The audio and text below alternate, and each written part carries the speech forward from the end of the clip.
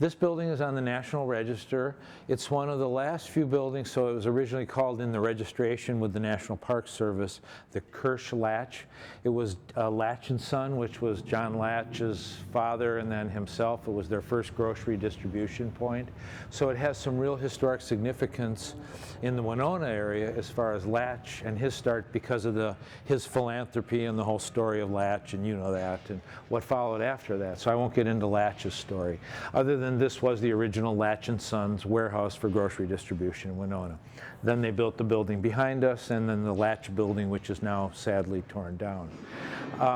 The property is listed. It's been used through a number of different applications. It was built originally, parts of it in 1868, then 1870s, some middle, we think somewhere after that, maybe 1880s, this middle set of sections, and then the front was redone. So it's been through several work iterations between the 1860s and the 1880s. Had a lot of loading docks and rail service on the back, and products going, groceries and other products going out the front. So it's important also because this is part of the Winona's 2nd Street Historic District, which is a nationally designated historic district as well. And that's important. So this is one of the real contributing buildings. The buildings back here on Lafayette Street around the corner that Fastenal just have set up for their museum, those are part of those same real key contributing buildings. There's only a few left from the 1860s, after kind of post-fire and right after the Civil War. So anyway, it's historically important. So that's a good reason not to tear it down. The building is worn out after 100+ years of use. Shortridge said he knew the building needed some work, but not enough to scare him off the project. The outside is nowhere near as scary as some of what we run into inside, frankly, as far as some of the substructure and things that need shoring and new beams. But we're starting from zero and going up and making it really, so there's no interim posting or any little shoring or cobbling. It's all being laid up brand new top to bottom. So we'll end up with a really top quality building, nice heavy beam and brick, and so that's good for the bones.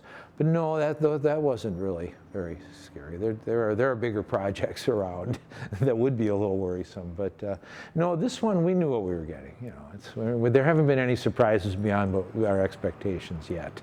According to Shortridge, the building will once again return to a near original appearance. On the outside, it should be 95+ in terms of, and I say that only because there are some limitations.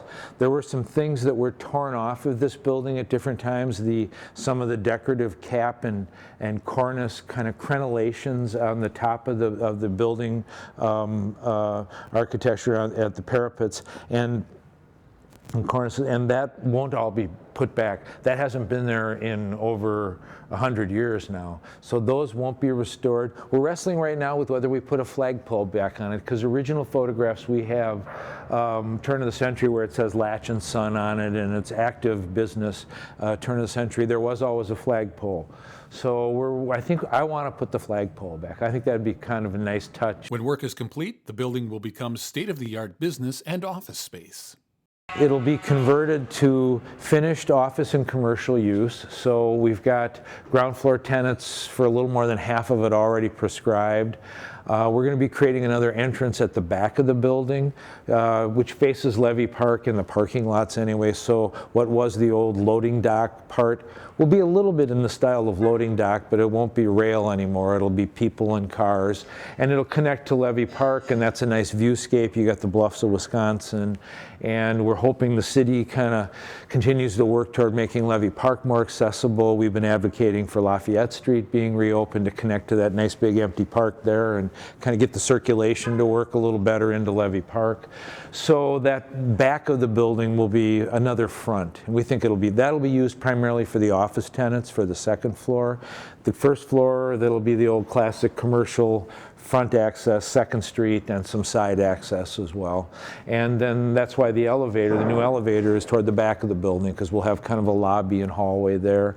And that'll have we've got one of Lynette Power's statues of John Latch pulling the canoe up onto the beach with the whole story of the farmer that kicked him off his land and all that.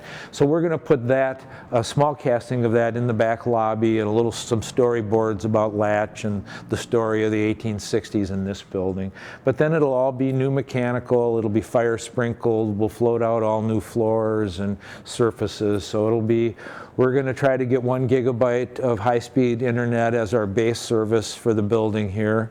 Thank you, HBCI.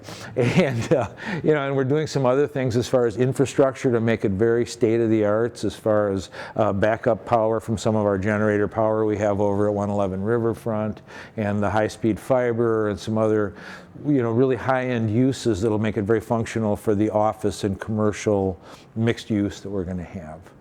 But it'll still have a lot of the charm